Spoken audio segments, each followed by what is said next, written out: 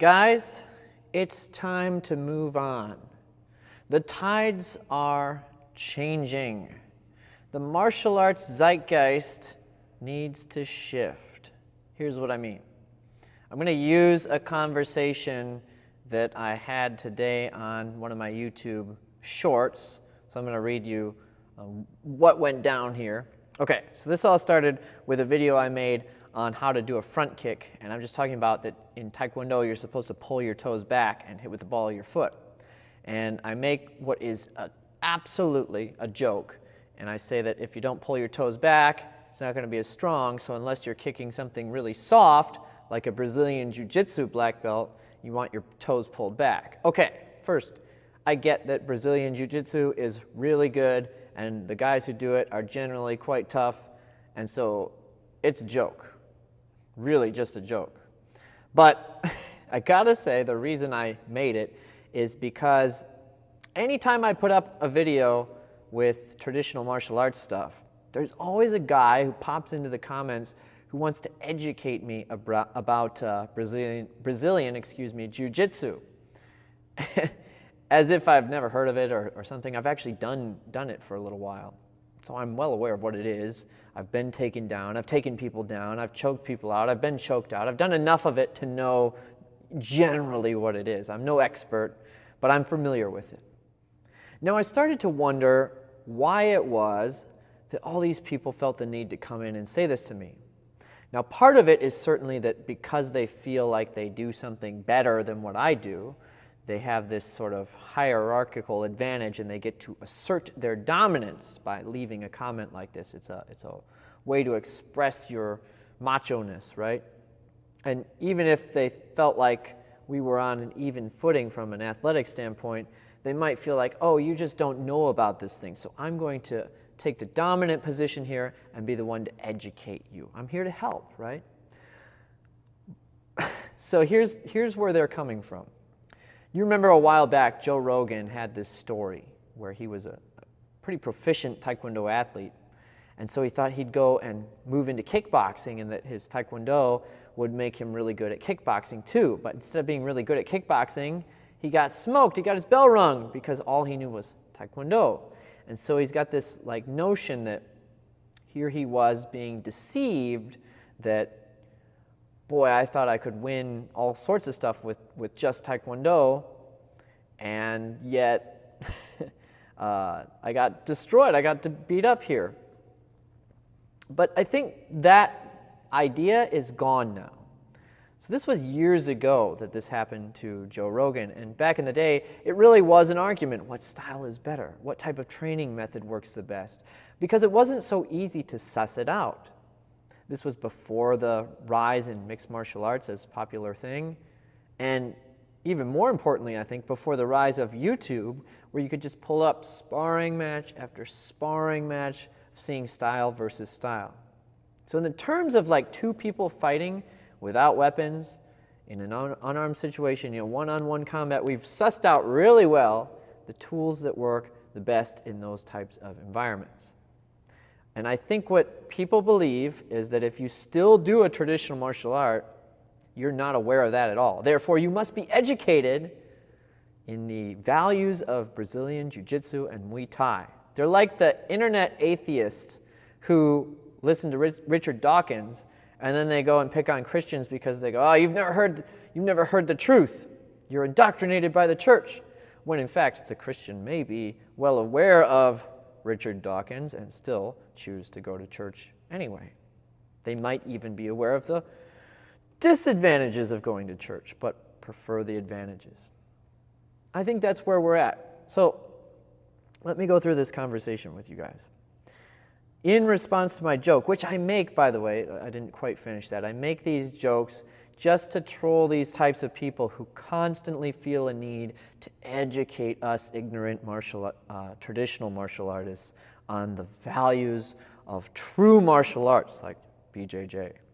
Okay, so the first comment that I get on it is, oh, I lost it. I had it pulled up and then it, okay, here we go. Would love to see if he can survive more than 2 minutes with a BJJ black belt. All right. Let me address this honestly. If we're doing Taekwondo sparring, I'll probably do pretty good against the BJJ black belt, but let's put us in a cage, very minimal rules. Hey, realistically, I'm probably going to get smoked by this guy. And you know what? I'm not going to lose any sleep over that either. That's just the way it works. BJJ has a better toolbox for broad spectrum fighting like that than Taekwondo. Okay, there, I said it. You happy? Out of the way. And I'm not losing any sleep over that. I'm well aware. Okay, but I still like to have fun with these jokes. So, again, he's responding to what I think is very obviously a joke. And I think he's upset about the joke. Why else would they write a comment on the video like that? So I just, again, jokingly say, I think I could run away for at least 2 minutes, which I might be able to do, actually. I think if I was real evasive and didn't let them get a hold of me for a while, I could probably keep from getting submitted for 2 minutes. Maybe not. I don't know. But you know, worth a try, right? But it's just a joke again, trying to keep it light. And then the next guy goes, I'm a blue belt, and I'd toss this dude around. And so, once again, trying to keep it light, I said, well, I've been eating a lot of McDonald's since I posted this, so I doubt it. You'd hurt your back, you know, implying that McDonald's made me fat. Still didn't get the joke, because he's like, because he has put weight on, or well, someone says, someone replied to them with that, but he says, how would I hurt my back because you've been eating McDonald's? And then someone explained it to him. So then another guy, oh no, this is the same guy, I didn't realize this. He jumps in, no, that's his attempt at making a joke so he won't have to actually show his art works. Okay, I don't think Taekwondo needs any sort of exhibition on functionality. Like, there are elements in Taekwondo that absolutely work. We all know this, okay? You can look up lots of MMA athletes that use a lot of techniques from Taekwondo quite effectively, like Stephen Wonderboy Thompson, for example. The other thing that people, I think, forget a lot is that while Taekwondo is limited, the most popular way it's practiced is full contact sparring. We can knock each other out. We just can't punch to the head. So it's a little more limited, but I mean, the Taekwondo athletes get very good at kicking, especially with the high kicks. And that's a good skill to have. Like, you would be, I think we can all agree, right? You would be better off if you could high kick and do really effective Taekwondo style kicks than if you couldn't. I'm not saying that it's the only skill you need or that it's the most important skill you need, but I'm saying it's a good skill to have. I think we can all agree there. But this guy's wanting me to show that my art works. Again, I think that's been very well established at this point. Do I really need to be the guy to make that point? Guys, I'll be the first to tell you, I am not a professional fighter. I'm not much of a fighter in general. I think I've only done 12 Taekwondo sparring tournaments. They were full contact, but Taekwondo sparring, right? I've done some sparring, some full contact sparring with other people from other systems here and there, but you know, I'm not a professional fighter. I don't need to be the guy to prove anything. I'm not like saying I'm the representation of this art's effectiveness. It's been established. All right, so I sarcastically reply, you are so right. Kicks are useless. They shouldn't be studied. This has been proven because I don't want to fight every other person in my comments section. Thank you for exposing me and the art of Taekwondo. With a little eye roll emoji, you know. And to this point, people constantly challenge me in my YouTube section. Guys, I don't want to just go fight people unless I'm getting paid. Tell you what, you give me $500,000, that will cover everything. Like, if I get hurt, I'm covered. I'll fight any of you. $500,000, sure. I'm not doing it for free. That's silly. I'm not a professional fighter. And if I was, I'd want money. So pay up or don't challenge me to fights. All right. So he goes, you're welcome. This is where, you know, this is why I really felt I needed to make this video, because this is the bubble that we need to burst. He says, those 3 years to get your black belt must have been tough. Kind of funny you talk beep, then don't want to back it up. Makes sense though. Continue your light sparring / point fighting. Well, we already established that Taekwondo is not light sparring, it's full contact. But let's say that I was doing point contact too. There's nothing wrong with that. The funny part here is this guy has now assumed my entire martial arts background. He assumed the amount of time it took to get my black belt. He assumed how long I've been training, basically. Assumed what I know and don't know. Assumed the type of sparring I've done. So what's going on here is he has constructed a narrative for me and then put me into it, even though it's not real. And this happens in politics all the time. I'll give you an example. Imagine I made a little YouTube short, 30 seconds, and I go, you know what? Abortion is wrong. That's all I said in the YouTube short. Well, a bunch of people would no doubt comment on that and say, well, this guy's a stupid Republican. This guy's a stupid Christian. They would assume all kinds of things about me based on one statement. And that is because we have been trained to build narrative structures around single points and basically create a caricature that we can then argue with based on just one little thing. So I might be an atheist Democrat who just doesn't like abortion, but that one statement will trigger all kinds of people to build a caricature that they then leave a comment arguing with. And that's what he's doing with me with martial arts. He's built a fake me that he's arguing with. It's a weird thing. So I told him, enjoy your bubble, because his bubble is assuming that I don't know anything about these other martial arts, that I think everything I know is better, that I think I can beat up combat athletes like high-level jiu-jitsu fighters or Muay Thai fighters. I don't think those things. So that's the bubble, is that he's assuming that I do Taekwondo and that I stay in my own little world because I don't know about these other things and I have a false sense of reality. When in fact, he's the one constructing the caricature that isn't real. So I like responding to these kind of things by pointing out their bubble, because their entire point of commenting is to point out my bubble that actually doesn't exist, the one they think I'm in based on the caricature that they've constructed in their head. And so that was really confusing. He said, that makes no sense, but okay, black belt, LOL, because he thinks I'm the one in the bubble that doesn't know about these other martial arts, right? So let's see how it ends. I said, obviously it doesn't make sense to you because people in a bubble don't know they're in a bubble. And then he said, keep on going, black belt. A bit comical how easy your mind is to control with simple words. Sorry I hurt your feelings, little buddy, but I'll stay in my bubble where people train to actually fight. So let's address this a little bit. Control my mind. Who's leaving the comments on whose videos that are highly predictable? In fact, the one that I expected to get a lot of flack for because I was kind of trolling them with my joke, he left the most predictable comment on that. So who's the one engaged in mind control here? Then he points out that he hurt my feelings, but again, he's the one leaving comments on the video to a joke, which is very obviously a joke. I'm not the one with hurt feelings here. And then he wants to stay in his bubble where he trains to actually fight. Okay, I want to break this one down for you guys. Nobody cares. Nobody cares anymore about who knows how to actually fight or not. People who are into fighting constantly, like in mixed martial arts settings, full contact kickboxing, that kind of thing, they're just going to go do that.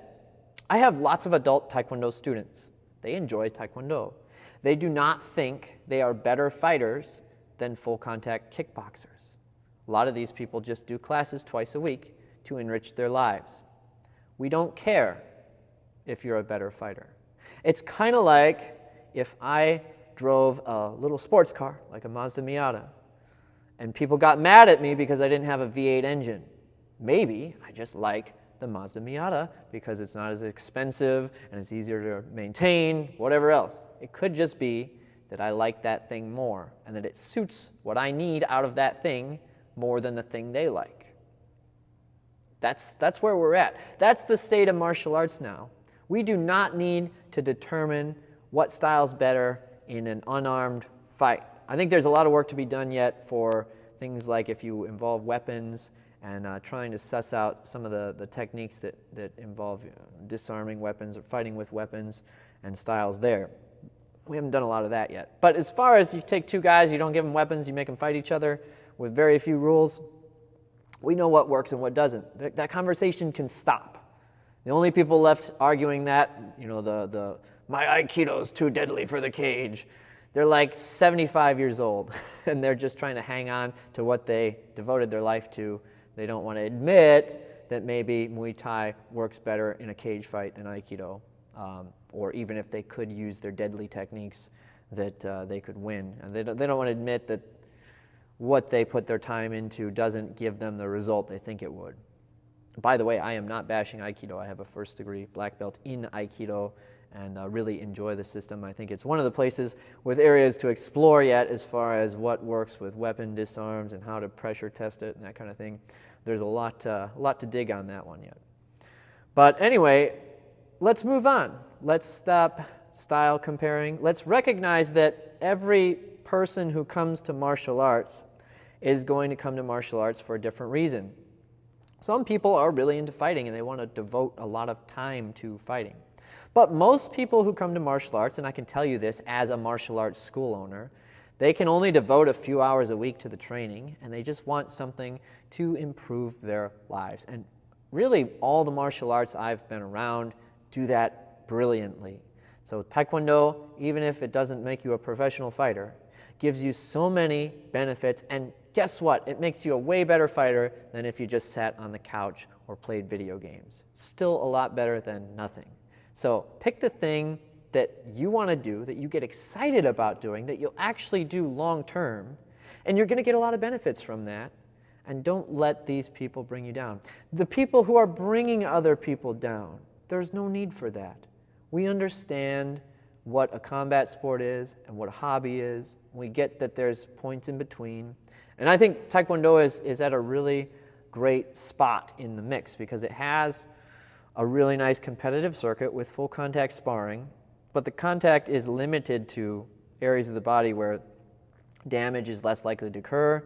Taking the full contact punches out to the head, that really helps prevent head trauma.